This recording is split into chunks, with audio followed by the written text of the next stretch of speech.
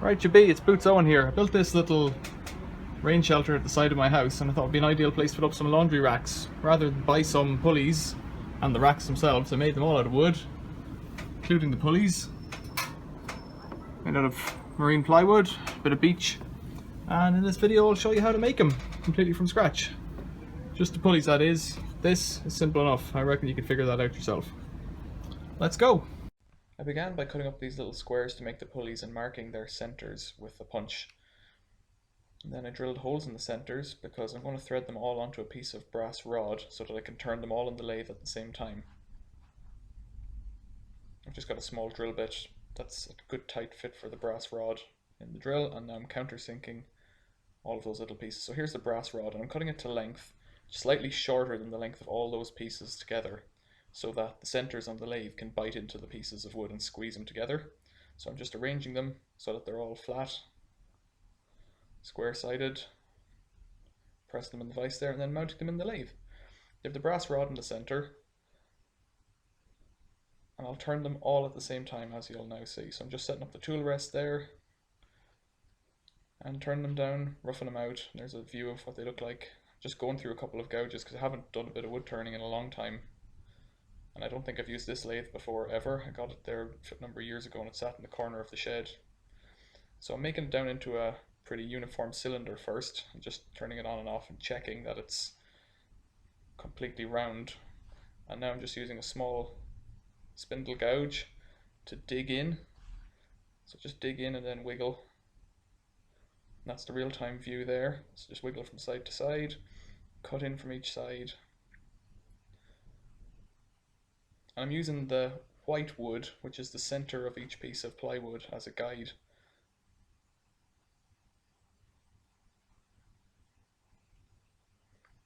And then back up to full speed, and I'm just finishing off those pieces, and then I'll give it a bit of a sand with some sandpaper, because at this point I can't remount them. I have to get them all finished on the lathe. And I've got a piece of the sash cord I'm going to use, so I'm just checking the depth of that in the pulleys, and I think it's okay at that, so I'm finishing off the sanding here. I'm just using a pretty rough grade of sandpaper because the speed of the lathe helps to cut, and once the sandpaper gets dulled it tends to do a finish sanding as well. So I back off the tailstock and remove the workpiece, and you see the way they've all held together there on that little brass rod. So I'll just pull them apart. You can see the rod in some of them, there it is. And that's what they look like up close when they're done. And the rope fits, and that's perfect. So I measure the thickness, and I'm just trying to get the size, because I want to use this brass rod as a bushing, and then have the pulleys riding on a steel nail within that. So the bushing should stop any wear on the wooden pulley, on the wooden pulley wheel. So this is a pretty tedious bit. You just have to keep cutting them all out, spin, spin, spin, cut, cut, cut. I think I've made too many wheels, but I made enough brass inserts for each of the wheels. 12 or 16, something like that. And that's what they look like. And then that's the axle little nail. So I'm just using a screw to line them up and hammering them in. Not much to it, it's just important to have the hole drilled so it's a good fit, because I haven't used any glue or anything like that, and that's just testing them so that they do spin freely, no issues there. So the next bit is to make the blocks, and I've got a piece of beech, and I'm trying to find a piece that will do all 4 pulleys. So, and what had become apparent from the start of the video, I guess, that they're being screwed to an inclined roof, so they have to be this wedge shape so that I can just screw them directly on. And I'm just trying to get a size and a position for it, and to round over the edges there so that I can drive in shorter screws to screw them to the roof. And I'm doing all the roughing out on the bandsaw here.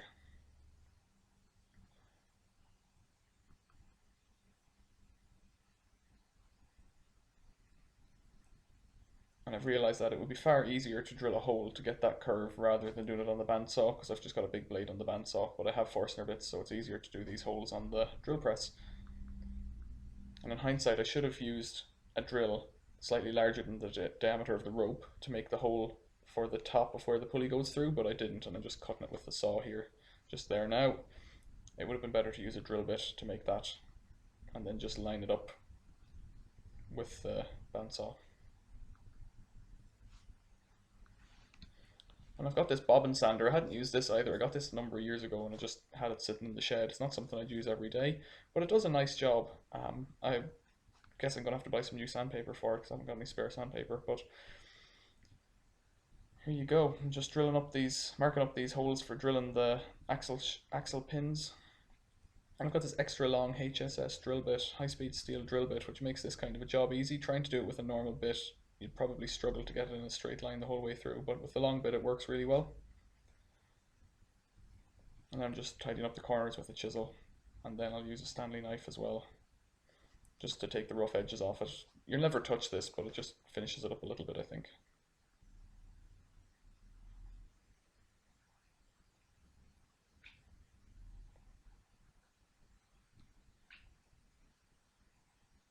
And there's the holes to hold the screws, to take the screws that hold it to the ceiling. I'm just countersinking them as well.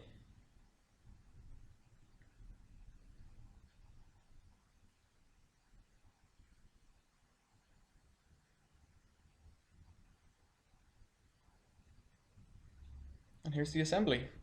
So I'm putting little steel washers in between the pulley wheels for no real reason. I don't think it's necessary, but I thought it was necessary enough to do it. It takes up any slack, stops them wandering.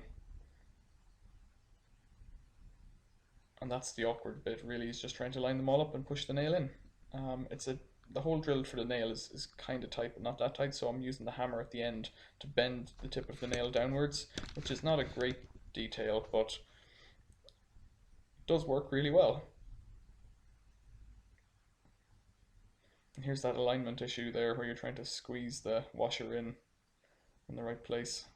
So I've made 2 pairs for 2 clotheslines, because I've got 2 clotheslines now and the space for 2 clotheslines. But when you see this, some of these pulley blocks have 1 wheel and some have 2, because on each of the clotheslines you need 2 ropes close to the wall and then 1 rope on the other end. That will make more sense, I guess, at the end when you see it getting pulled up and down. And there's me bashing that nail down so that it won't fall out again. And here on the single wheel pulley, I decided the nail was sticking out a bit too far, so just to tidy it up, I cut the tip off it with the hacksaw there.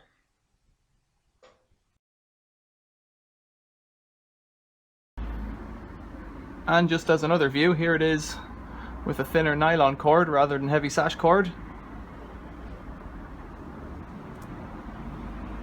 And a different rack, but exactly the same, cut from one piece of 2x4 cut up into 2x1s. You could buy them singularly, I suppose. Really rough mortises cut out of a piece of plywood, doubled up, holes drilled, and ropes to hang them up. And that's all there is to it. Hey, thanks for watching.